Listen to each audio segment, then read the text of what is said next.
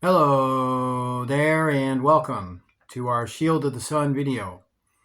In this video called Heaven's Races 2, we're going to actually talk some more about this particular topic and continue more about this fascinating topic that is something that I feel like is not taught too much in our world today.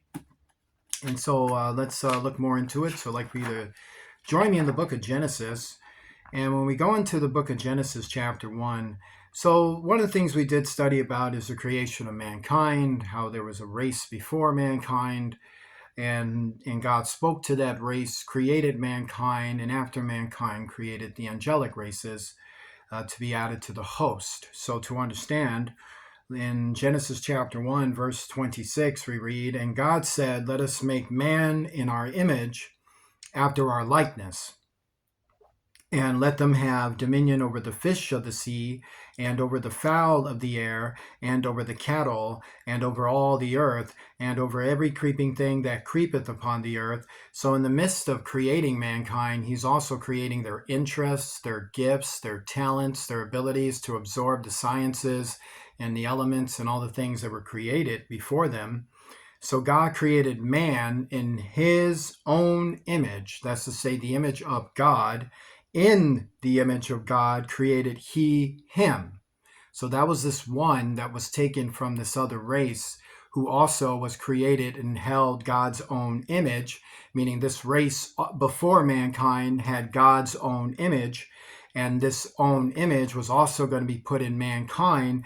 And God took this one from this race to use him as the relation template to the connection, so that mankind will always have relation and connection to all races in heaven. And then male, and then after the word created he him, male and female created he them. That would be God.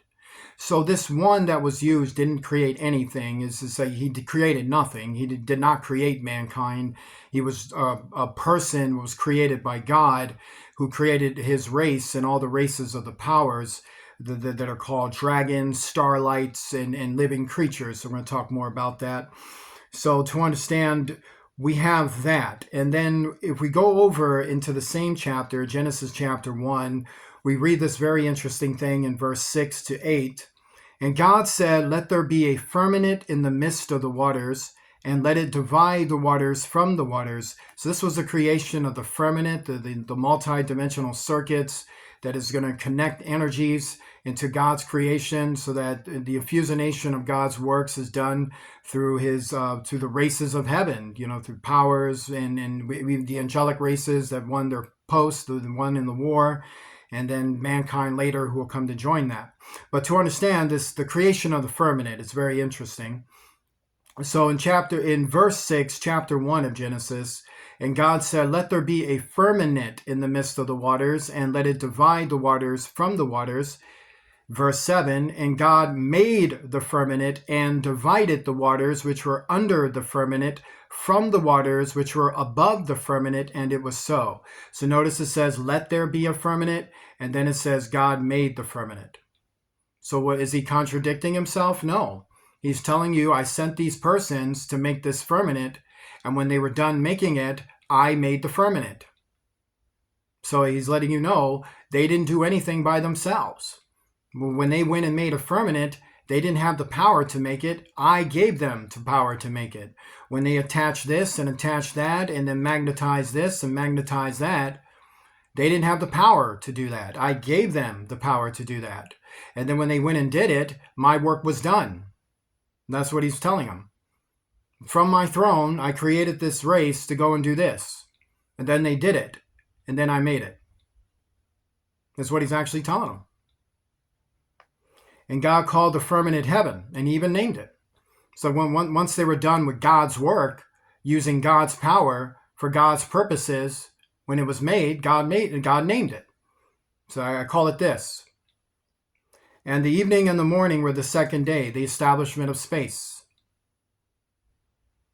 And he's saying, I created space, and in the multi-dimensional fields of space, the unseen worlds, and then the seen celestial force of space, what you see as space. I created that. So I use this race to create it. So how do we know some semblances with that? Like, this other race that was used to create the firmament. What other clues could we have with that? So I would like for you to join me in Ezekiel. And when you join me in Ezekiel, you're going to join me in chapter 1. And chapter 1 talks in great detail about a race in heaven called the living creatures. So one thing we do learn about them in verse 5 of chapter 1 of Ezekiel is this. Also out of the midst thereof came the likeness of 4 living creatures. And this was their appearance. They had the likeness of a man, and every one had 4 faces, and every one had 4 wings, and their feet were straight feet, and the sole of their feet was like the sole of a calf's foot, and they sparkled like the color of burnished brass. And they had the hands of a man under their wings on their 4 sides. And then over there in verse 10, as for the likeness of their faces, notice it says likeness. They 4 had the face of a man and the face of a lion on the right side, and they 4 had the face of an ox on the left side. They 4 also had the face of an eagle. And so to understand, it says likeness. So these would be divine living creatures. And their descriptions are metamorphic beings, for which is described under the parameter of dragons. So these are living beings of a likeness of living creatures who have metamorphic transforming abilities, and they are not of mankind, is what it's telling you. So here's this other thing that is very interesting. So when we go into Ezekiel, staying in Ezekiel, you're staying in chapter 1. When you go into verse 22, this is what we read.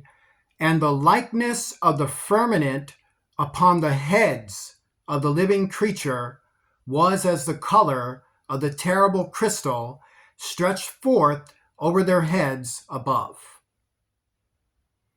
So I'm going to read that to you again about these living creatures in heaven who came before mankind, who were created by God before mankind. And the likeness of the firmament upon the heads of the living creature was as the color of the terrible crystal, stretched forth over their heads above. And under the firmament were their wings straight. So they have an infusionation to this firmament. They work in this firmament. They can move to and fro and about the firmament. And what's interesting is that they have a crystal attached to them that is within correlation to the very firmament itself to move about it and through it and things of this nature. So it gives you this understanding that they have this attachment, the power to work the firmament, and they have an infusionation power that blends them and binds them as one with the powers of the firmament. So how do they have that power? It's because they were used to create the firmament. That's why. So God, when he created the firmament, used them to create it. And they were given that power to create the firmament. And thus that power stays with them. So, and to understand, the terrible crystal was to say they had remote force abilities, is what it was. That they have remote power. They are remote viewers of a supernatural kind. They have supernatural powers that they can use at the command of their minds. And their minds are infused with God's supernatural power, hence terrible crystal, is to say the fear of God, the power of God, the wrath of God, all of that is within their specs. And within those specs, they work operations that God orders them to work. So we are reading about a race that is not mankind. They are sentient, so they have humans. Like, to understand what human is to say sentient. It's to say I am sentient is what that is. But to understand, they're not mankind. They're not the so-called human. And thus... And so we read more about this. And what is interesting also is this. So in verse 26, we read this. And above the firmament that was over their heads was the likeness of a throne. So why likeness of a throne? Because that's to say it is a throne, a principality, but not the throne of God. That it resembles the throne of God, but it's not the throne of God. That's why.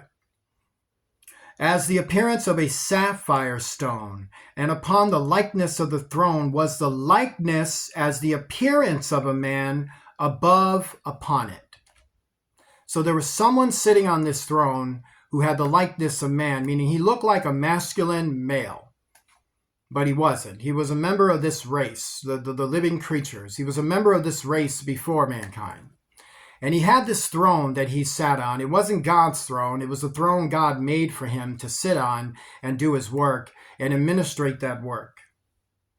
And I saw as the color of amber, as the appearance of fire round about within it, from the appearance of his loins even upward, and from the appearance of his loins even downward. I saw as it were the appearance of fire, and it had brightness round about.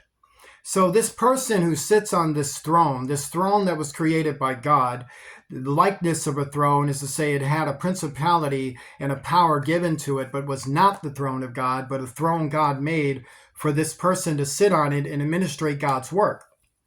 He had this appearance. As the appearance of the bow that is in the cloud in the day of rain, so was the appearance of the brightness round about. So his throne, this throne that was created for this person, had energies and light that was resonating with crystalline shine and illuminations of light. This was the appearance of the likeness of the glory of the Lord. So it's to say that this throne was not God's throne where the ultimate glory stays upon God.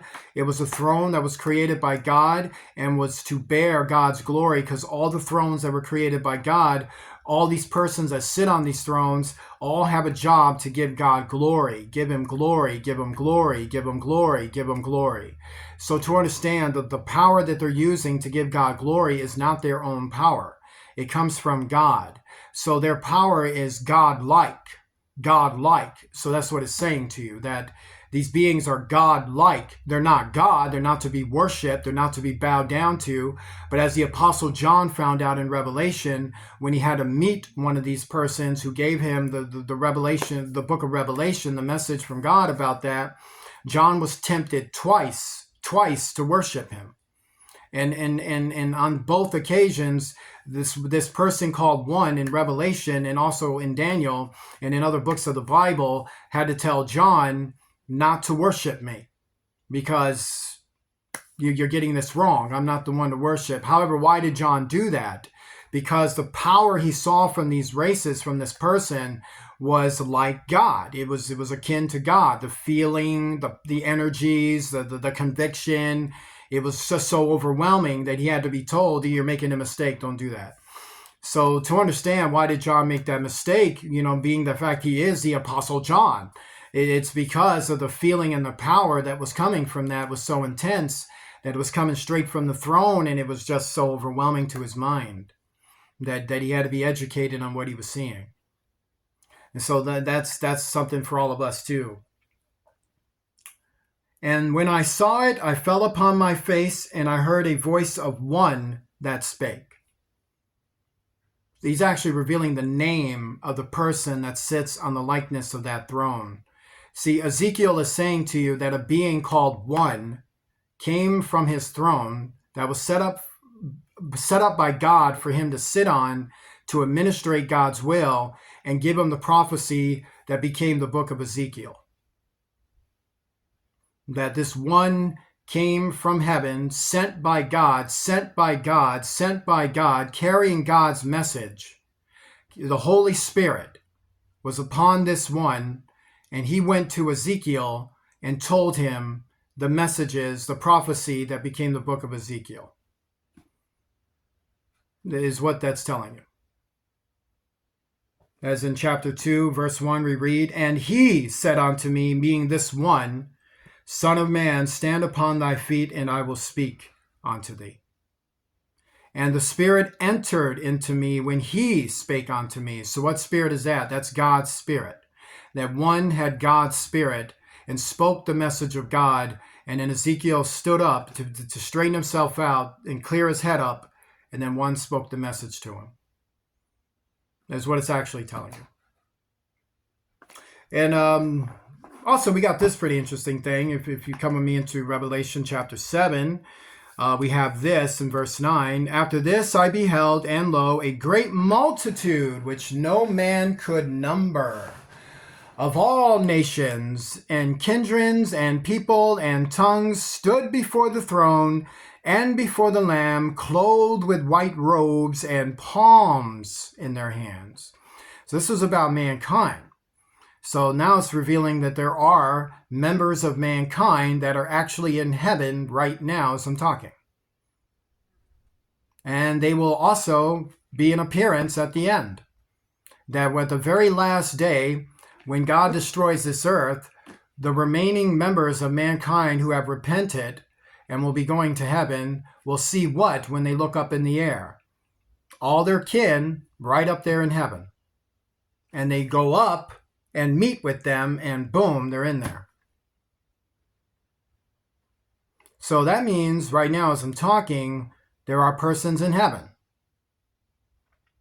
And cried with a loud voice, saying, Salvation to our God, which sitteth upon the throne and unto the Lamb. So that's the manifestation of God himself, who is one God.